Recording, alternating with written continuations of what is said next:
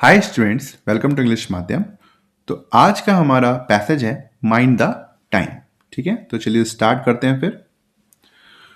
While India is often celebrated for its demographic dividend, कह रहा है कि इंडिया जो है वो ज़्यादातर उसकी प्रशंसा होती रही है उसके डेमोग्राफिक डिविडेंड के लिए, मतलब उसकी पॉपुलेशन से जो उसको बेनिफिट मिलता रहा है उसके लिए। Its states are undergoing a significant but uneven demographic transition। जो भारत के स्टेट्स हैं उनमें अब एक ट्रांजिशन आ रहा है, डेमोग्राफिक ट्रांजिशन आ रहा है जो कि महत्वपूर्ण है, साथ ही साथ अनइवन है। मतलब कुछ राज्यों में अभी आपने देखा होगा कि हमारे यहाँ पॉपुलेशन ज्यादा हो रही है, जैसे यूपी हो गए, बिहार हो गए। अभी भी जो 2 मार्कर होता है ना, 2 से ऊपर अगर चल रहा है मामला तो इसका मतलब पॉपुलेशन बढ़ रही है। और कुछ राज्यों में जो कि सदर्न स्टेट हो गए या फिर नॉर्थ ईस्टर्न स्टेट हो गए, वहां पे पॉपुलेशन कम हो रही है।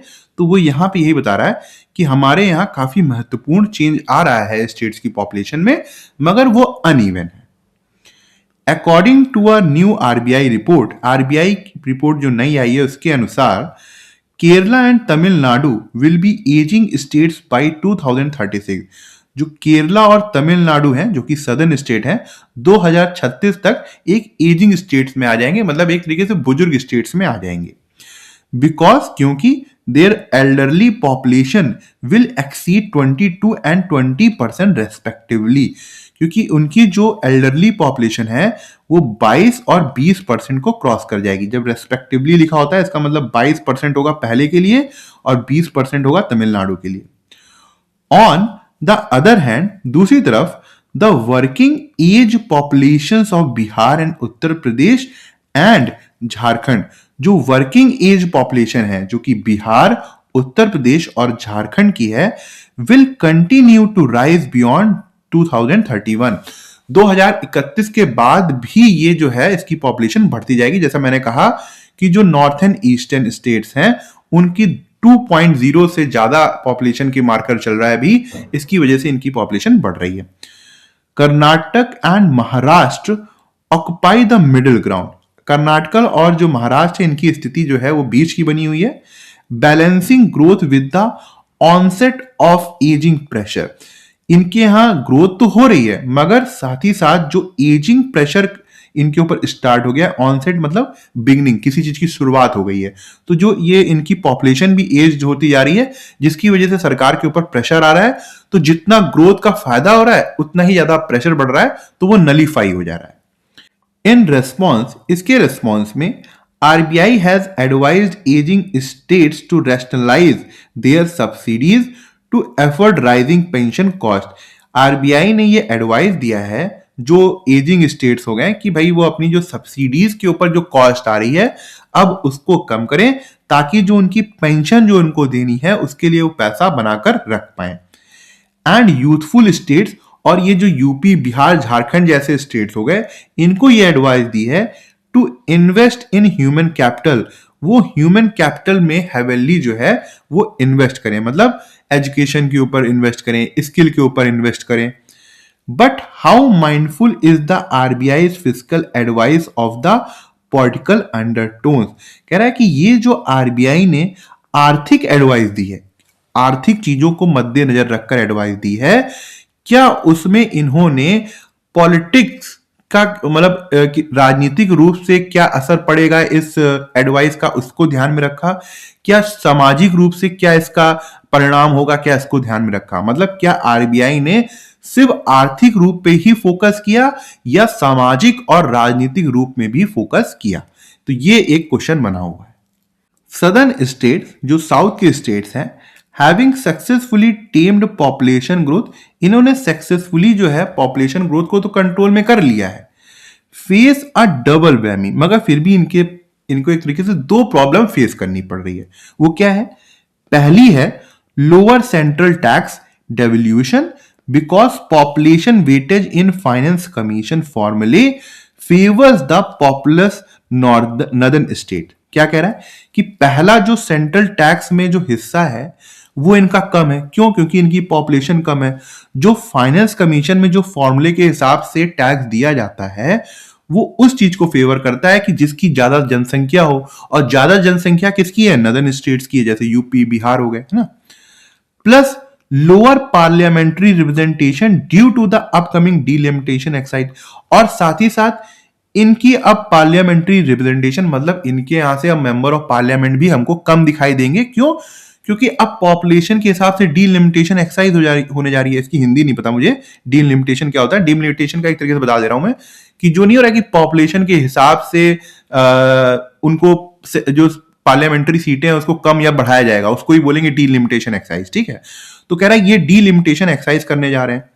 ऑन द अदर हैंड, दूसरी तरफ, while the youthful states have a window of opportunity to boost growth using a larger workforce, दूसरी तरफ जो ये यूथफुल स्टेट हैं जैसे यूपी हो गया, बिहार हो गया, ये विंडो ऑफ अपॉर्चुनिटी का यूज कर सकते हैं अपनी लार्ज वर्कफोर्स यूज करके, मतलब इनकी जो लार्जर पॉपुलेशन है उसका यूज कर सकते हैं ग्रोथ को बढ़ाने के लिए।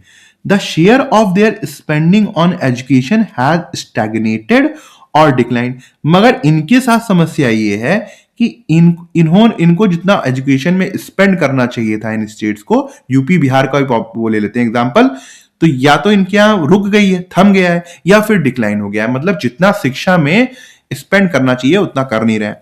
And the question of employability persist, और अभी भी ऐसे स्टेट्स में, ये यूथफुल स्टेट है, इनके यहां जो जॉब की समस्या है वो अभी भी बरकरार है। These people will also enter the workforce at a time of manufacturing automation and AI in industry। कह रहा है कि ये जो यूथफुल स्टेट है, इनकी ये जो यंग लोग हैं, इनके ये यंग फोर्स है, ये उस समय मार्केट में आ रहे हैं जब मैन्युफैक्चरिंग में ऑटोमेशन आ गया, मतलब चीजें ऑटोमेटिक हो रही हैं, और इंडस्ट्री में आर्टिफिशियल इंटेलिजेंस आ गया है, एआई आ गया है। इसका मतलब ये होगा कि इनके ऊपर प्रेशर है, उतनी जॉब नहीं मिलेंगी जितनी मिलनी चाहिए इस वर्कफोर्स को। So the RBI suggestion to boost labour intensive sectors में leave these states vulnerable to the possibility of ageing before they get rich.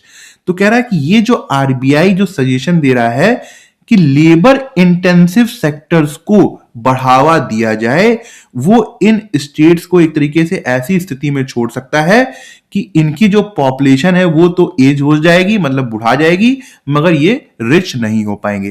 कहने का मतलब ये है कि आरबीआई तो ये कह रहा है भैया लेबर इंटेंसिव सेक्टर्स को बढ़ावा दो, है ना, मगर ये यहां पर राइटर ये कह रहा है कि इस समय ऑटोमेशन और एआई का जमाना है, तो आप लेबर इंटेंसिव सेक्टर्स को अगर बढ़ावा देंगे, कल को 10 साल बाद जब आर्टिफिशियल इंटेलिजेंस पूरी तरीके से इंडस्ट्री के ऊपर हावी हो जाएगा, तो फिर क्या होगा इस वर्कफोर्स का और क्या होगा इस लेबर इंटेंसिव सेक्टर्स का। Research has shown that ageing in India disproportionately affects women. कह रहा है कि रिसर्च बताती है कि ये जो भारत में एजिंग हो रही है, ये सबसे ज्यादा अगर प्रभावित करती है तो वो हमारे यहाँ की महिलाओं को करती है। Who often live longer but with fewer financial asset, जो कि ज्यादा, मतलब मेल की तुलना में ज्यादा जीती हैं, मगर इनके पास फाइनेंशियल एसेट्स अच्छे नहीं होते, मतलब एक तरीके से पैसे से ये मजबूत नहीं होती हैं। The RBI's focus on workforce policy overlooks the majority of elderly women who were never in the formal workforce। कह रहा है कि जो आरबीआई का वर्कफोर्स पॉलिसी के ऊपर फोकस था, उसने ये जो एल्डरली वुमेन है जिनकी एज हो गई है उसको एकदम ओवरलुक कर दिया है, जो कभी भी फॉर्मल वर्कफोर्स में नहीं रही, मतलब इनके पास कभी भी फॉर्मल नौकरियां नहीं रही। And does have no pension, इसी वजह से इनके पास कोई भी पेंशन नहीं है, ये आर्थिक रूप से कमजोर है। The RBI model also assumes some level of family support. कह रहा है कि ये जो आरबीआई का अपना मॉडल था, इसमें इसने ये एज्यूम करके रखा था कि इन जो बुजुर्ग महिलाएं हैं या जो भी महिलाएं या और भी बुजुर्ग जो जनसंख्या है, उनको फैमिली सपोर्ट मिलता होगा। But with migration and nuclear families becoming the norm, मगर कह रहा है कि ऐसा तो आरबीआई एज्यूम कर रहा है, मगर अब क्या हो रहा है कि माइग्रेशन हो रहा है, लोग अपना स्टेट छोड़ के दूसरे स्टेट जा रहे हैं नौकरी के लिए या फिर और भी कोई रीजन के लिए। अब जो है वो न्यूक्लियर फैमिलीज हो गई हैं, मतलब छोटी छोटी फैमिलीज हो गई हैं। अब उसमें उनके शायद माँ बाप ना रहें, बूढ़े व्यक्ति उस फैमिली में ना रहें, तो उनको सपोर्ट कैसे मिलेगा? The informal safety net is collapsing. इसी वजह से जो इन बुजुर्ग लोगों को इनफॉर्मल सेफ्टी मिलती थी, एक तरीके से ऑफिशियली रूप से तो सेफ्टी नहीं मिलती थी, मगर फिर भी उनके फैमिली वाले सपोर्ट कर देते थे। मान लो आपके बूढ़े माँ बाप हैं, तो आप उनकी पूरा सपोर्ट कर रहे हो, उनकी केयर कर रहे हो, मगर आपकी अगर नौकरी ऐसी जगह लग जाए कि आपको अपनी छोटी सी फैमिली लेके दूर जाना पड़ जाए, मगर किसी वजह से आपके माँ बाप आपके साथ ना जा पाए, तो फिर उनके लिए समस्या पैदा हो जाएगी। शायद, और हो सकता है आपके इतने खुद के खर्चे हो कि आप अगर घर में पैसा नहीं भेज पा रहे हो, कोई भी वजह हो सकती है, कोई भी, तो उनकी समस्या आ जाएगी। तो यहां पे यही बात हो रही है कि अब वो न्यूक्लियर फैमिली की वजह से जो आरबीआई सोच रहा था कि इनको इनफॉर्मल सेफ्टी है, वो अब नहीं है, वो खत्म हो रही है। Ultimately the demographic transition can not be manage by physical changes alone. कह रहा है कि अंततः जो डेमोग्राफिक ट्रांजिशन हो रहा है, जो पॉपुलेशन का ट्रांजिशन हो रहा है, वो सिर्फ आर्थिक चेंजेस से हम नहीं मैनेज कर सकते। First, a new industrial policy is needed to create job in masse in new sectors such as green energy and the care economy। कह रहा है पहला स्टेप तो हमारा ये होना चाहिए कि हमें न्यू इंडस्ट्रियल पॉलिसी की जरूरत है, जो कि बहुत इन मासे मतलब काफी ज्यादा संख्या में जॉब्स क्रिएट करे इन न्यू सेक्टर्स में, जो कि ग्रीन एनर्जी के होंगे और केयर इकोनॉमी के होंगे। सेकेंड, दूसरी चीज ये है, the youthful states must build health care and pension services now to avoid physical shock if and when the replacement fertility rate drops।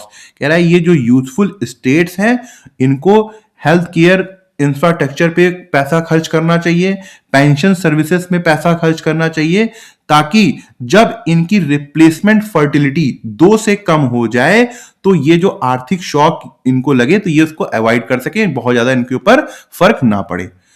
Third, तीसरी चीज ये है, for most of India's elderly, Bharat के जितने भी एल्डरली लोग हैं, the future looks less like graceful ageing. तो कह रहा है जो इनका फ्यूचर है वो बहुत ज्यादा मतलब ग्रेसफुल नहीं होगा। क्यों? क्योंकि एक तरीके से इनके पास आर्थिक रूप से इतने मजबूत नहीं होंगे, ये एक कारण है। And more like financial dependency, और दूसरी तरीके से ये आर्थिक रूप से डिपेंड रहेंगे, चाहे अपने फैमिली मेंबर्स के ऊपर या फिर गवर्नमेंट के ऊपर। Unless the state drastically expand social pension, तब तक जब तक अगर स्टेट जो है, गवर्नमेंट जो है, वो बुरी तरीके से अपनी जो सोशल पेंशन वाली स्कीम है उसको बढ़ा नहीं देती। But this directly contradicts the RBI call for physical consolidation. कह रहा है कि ये जो आरबीआई की कॉल है कि भाई फिजिकल कंसोलिडेशन करो, मतलब सरकार से कह रहा है कि भाई पैसा अब जो सब्सिडीज में उसमें खर्च करो, उसके ये उलट होगा, क्योंकि यहां पर सरकार को फिर से अपनी पॉपुलेशन के ऊपर, स्कीम के ऊपर पैसा खर्च करना पड़ेगा। Finally, without a massive expansion of public geriatric care, the graceful aging that the report envisions will be available only to the wealthy।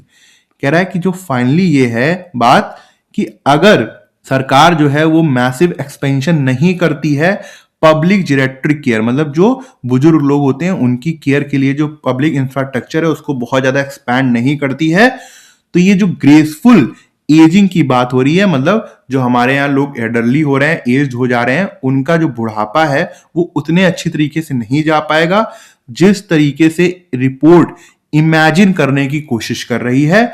और वो जो ग्रेसफुल एजिंग की बात हो रही है वो सिर्फ उन्हीं लोगों को अवेलेबल होगा जो कि रिच होंगे। बात समझ में आई? फ्रॉम द पैसेज से which inference can be drawn, हम क्या समझ सकते हैं अबाउट द आरबीआई रिकमेंडेशन, जो आरबीआई ने रिकमेंडेशन दी है to ageing and youthful states को। RBI assumes demographic patterns are uniform across all state. गलत। कह रहा है कि आरबीआई ये मानता है कि जो डेमोग्राफिक पैटर्न है वो हर स्टेट में सामान्य नहीं। उनको पता है कि कुछ में ज्यादा पॉपुलेशन है, कुछ में कम है ना, एक जैसा पैटर्न नहीं है, तो ये गलत हो गया। आरबीआई's एडवाइस में not fully consider political and social complexities. हाँ, ये सही लग रहा है कि आरबीआई की जो एडवाइस है उसमें पूरी तरीके से राजनीतिक और सामाजिक जटिलताओं को मद्देनजर नहीं रखा गया है, तो बी हमारा करेक्ट आंसर है। The RBI recommends all state to cut subsidies and pensions equally. RBI ने सभी स्टेट्स को सब्सिडीज और पेंशन में कट के लिए बोला है, सबको नहीं बोला है, सिर्फ एजिंग स्टेट्स को बोला है, यूथफुल स्टेट्स को नहीं बोला है, ठीक है।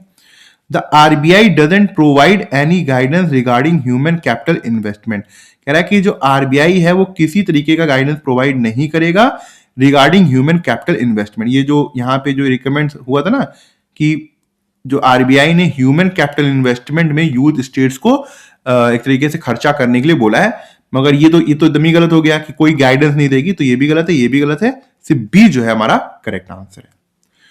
What can be inferred about elderly women in India based on the passage? बताओ। Most elderly women retired from formal jobs with strong pension support। कह रहा है ज्यादातर जो हमारे यहाँ elderly women है वो फॉर्मल जॉब से रिटायर्ड है और उनके पास स्ट्रॉन्ग पेंशन सपोर्ट है। एकदम गलत, कहीं भी नहीं दिया हुआ है। Elderly women benefit more from automation and AI driven industries. कह रहा है कि जो एल्डरली वुमेन है वो काफी ज्यादा बेनिफिट उठा रही है ऑटोमेशन से और एआई ड्रिवन इंडस्ट्री से। गलत।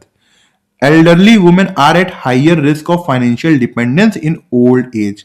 हाँ, कह रहा है कि ये जो एल्डरली वुमेन है वो काफी उन पर हाइयर रिस्क है कि वो फाइनेंशियली डिपेंड हो जाएंगी ओल्ड एज में। तो ये तो बात की गई है, तो ये सी सही हो सकता है। Elderly women are largely unaffected by demographic ageing trend. नहीं, डेमोग्राफिक एजिंग से तो बताया गया था ना कि डिस्प्रोपोर्शनेटली सबसे ज्यादा इफेक्ट्स यही हो रहे, इनके ऊपर इफेक्ट आ रहा है, तो ये तो कह रहा है कि अनअफेक्टेड, तो ये गलत हो गया। सी हमारा करेक्ट आंसर है। Which of the following can be reasonably inferred about youthful state with growing working age population? They are guaranteed to become wealthy before the age। मतलब वो एजेड होने से पहले ही गारंटी होगी इस बात की है कि वो वेल्दी हो जाएंगे, ऐसा नहीं है। मतलब पैसेज ने ये कहा है कि कोई गारंटी नहीं है। Their demographic advantage could be undermined without job creation. हाँ, अगर जॉब क्रिएशन नहीं की गई तो ये पूरी तरीके से अपना डेमोग्राफिक एडवांटेज जो है वो नहीं उठा पाएंगे। ये काफी हद तक सही है। There education spending is rapidly increasing. Passage में तो बताया गया था कि स्टैग्नेट हो गई है और या तो फिर डिक्लाइन हो रही है, ठीक है, तो ये गलत हो गया। They face no demographic pressure from technological change. ये भी गलत है भाई, इनके ऊपर डेमोग्राफिक प्रेशर तो आएगा ही टेक्नोलॉजिकल चेंज से। क्यों? क्योंकि अब जो इंडस्ट्रीज है उसमें आर्टिफिशियल इंटेलिजेंस भी आ रही है और ऑटोमेशन भी हो रहा है, तो ये भी गलत हो गया। बी हमारा करेक्ट आंसर है। What can be inferred about the impact of industrial automation and AI on India's demographic transition? कह रहा है कि क्या इम्पैक्ट होगा इंडस्ट्रियल ऑटोमेशन का और एआई का इंडिया के डेमोग्राफिक ट्रांजिशन के ऊपर। Automation and AI will eliminate the need for a working population. ये तो बहुत ही ज्यादा हार्ड या फिर रैश स्टेटमेंट हो गया कि एकदम ही डायरेक्टली बोल रहा है कि जो ऑटोमेशन और एआई है वो वर्किंग पॉपुलेशन को की एकदम एलिमिनेट कर देंगे, ऐसा तो नहीं है। यूथफुल स्टेट्स में struggle to create suitable job despite having a larger workforce. हाँ, ये सही है कि ये जो यूपी बिहार वाले स्टेट्स हैं इनको समस्याएं आएंगी सुटेबल जॉब्स क्रिएट करने में, जबकि इनके पास बहुत ज्यादा वर्कफोर्स है उसके बावजूद भी। क्यों? क्योंकि एआई और ऑटोमेशन ने अब जगह लेता जा रहा है, तो बी सही है। Automation ensure that states will become rich before their population age. ऐसा कहीं भी नहीं बताया गया कि ऑटोमेशन ये इंश्योर करेगा कि स्टेट जो है वो रिच हो जाए जब तक उनकी पॉपुलेशन एजेड हो, तो ये तो नहीं है। Ageing states will benefit the most from industrial automation in manufacturing. ऐसा भी नहीं है, तो बी हमारा करेक्ट आंसर है। Which inference can be drawn about India's future elderly population based on the passage? कह रहा है कि क्या हम समझ सकते हैं इंडिया की जो फ्यूचर एल्डरली पॉपुलेशन है पैसेज के अनुसार। Physical consolidation alone will ensure universal financial security for elderly citizen. गलत है। कह रहा है कि जो भारत सरकार जो अपना पैसा जो अगर अपना बचाएगी या फिर अपना जो सब्सिडीज के ऊपर जो पैसा लगा रही है इसको कम करेगी, तो ये इतना यूनिवर्सल फाइनेंशियल सिक्योरिटी देगा एल्डरली सिटीजन को, तो ये नहीं बताया गया, एकदम गलत बताया। Most elderly Indians will enjoy comfortable ageing without state intervention. कह रहा है कि ज्यादातर जो एल्डरली पॉपुलेशन होगी भारत की वो कंफर्टेबल एजिंग को एंजॉय करेगी बिना स्टेट के इंटरवेंशन के, तो ये गलत हो गया। Without expanded public pension and geriatric care ageing में लीड टू फाइनेंशियल डिपेंडेंस। हाँ, अगर सरकार पब्लिक पेंशन को एक्सपैंड नहीं करेगी या फिर जेरेट्रिक केयर जो एजेड लोगों की केयर करते हैं उन इंस्टीट्यूशन को बढ़ाएगी नहीं, तो क्या होगा कि जो एजिंग है, वो जो एजेड लोग होंगे वो फाइनेंशियली डिपेंड हो जाएंगे दूसरों के ऊपर। तो सी हमारा करेक्ट आंसर है। तो ठीक है, आज का लेक्चर यहीं ख़त्म करते हैं। आई होप आपको कुछ सीखने को मिला होगा और आप कमेंट सेक्शन में ज़रूर बताइएगा कि आपको आज का लेक्चर कैसा लगा और आपको क्या सीखने को मिला। अगर आप मुझसे इंग्लिश ग्रामर पढ़ना चाहते हैं तो आप हमारा ऐप इंग्लिश माध्यम प्ले स्टोर से डाउनलोड कर सकते हैं। ऐप ओपन करते ही आपके सामने होम स्क्रीन आएगी, वहाँ पे आपको 5 ऑप्शन मिलेंगे, मेन, लाइब्रेरी, फीड, लेक्चर, पास। लेक्चर में क्लिक करते ही आपके सामने 2 वर्जन आएंगे, फ्री और पेड। पेड में क्लिक करते ही आपके सामने इंग्लिश ग्रामर का एक सेक्शन आएगा जहाँ पे मैंने इंग्लिश एसएससी के लिए बहुत ही डिटेल में बताया हुआ है और बहुत ही सिंपल लैंग्वेज में बताया है, जो कि आपकी कॉन्सेप्ट्स को और अच्छा करेगा और आपको अच्छे मार्क्स लाने में हेल्प करेगा। तब तक के लिए प्रैक्टिस करते रहिए। Thank you so much for watching this video.